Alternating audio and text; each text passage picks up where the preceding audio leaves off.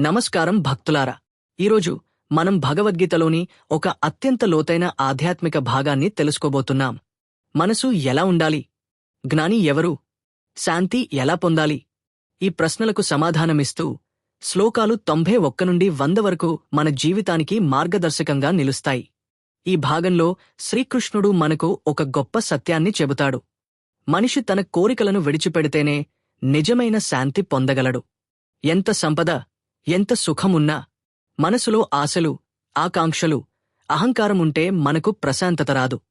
కోరికలు అశాంతి, విరక్తి శాంతి. శ్రీకృష్ణుడు చెబుతున్నది ఏమిటంటే, మనిషి నాది అనే భావాన్ని విడిచిపెట్టాలి, అహంకారాన్ని వదిలేయాలి, ఫలితాలపై ఆశ లేకుండా జీవించాలి. ఇలాంటి మనిషే నిజమైన జ్ఞాని.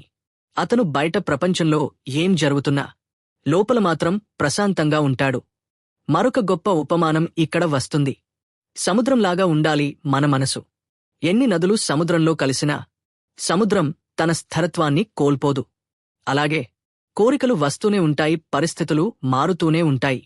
కాని మన మనసు స్థిరంగా ఉండాలి. అదే నిజమైన యోగస్థితి. ఇంకా ఒక ముఖ్యమైన సందేశం: మనిషి కోరికల వెంట పరిగెడితే అతనికి ఎప్పుడూ తృప్తి ఉండదు. కాని కోరికలను జయించినవాడు, ఆత్మలో ఆనందం పొందినవాడు, అతడే నిజంగా సంతోషంగా ఉంటాడు. ఈ శ్లోకాలలో చివరగా ఒక అత్యంత పవిత్రమైన స్థితిని వివరిస్తారు: బ్రహ్మస్థితి. ఈ స్థితిలో ఉన్నవాడు జనన మరణాలకు అతీతుడు. భయం, దుఃఖం లేనివాడు, శాశ్వత శాంతిని పొందినవాడు. ఈ స్థితి చేరినవాడు జీవితంలోనే విముక్తి పొందుతాడు. భక్తులారా, ఈ శ్లోకాలు మనకు ఒక స్పష్టమైన మార్గాన్ని చూపిస్తున్నాయి. కోరికలను తగ్గించండి, అహంకారాన్ని విడిచిపెట్టండి, మనసును స్థిరంగా ఉంచండి. అప్పుడు మాత్రమే నిజమైన ఆనందం, శాంతి మన జీవితంలోకి వస్తాయి. ఈ వీడియో మీకు నచ్చితే లైక్ చేయండి. మరింత ఆధ్యాత్మిక జ్ఞానం కోసం ఛానల్ను సబ్స్క్రైబ్ చేయండి. ధన్యవాదాలు.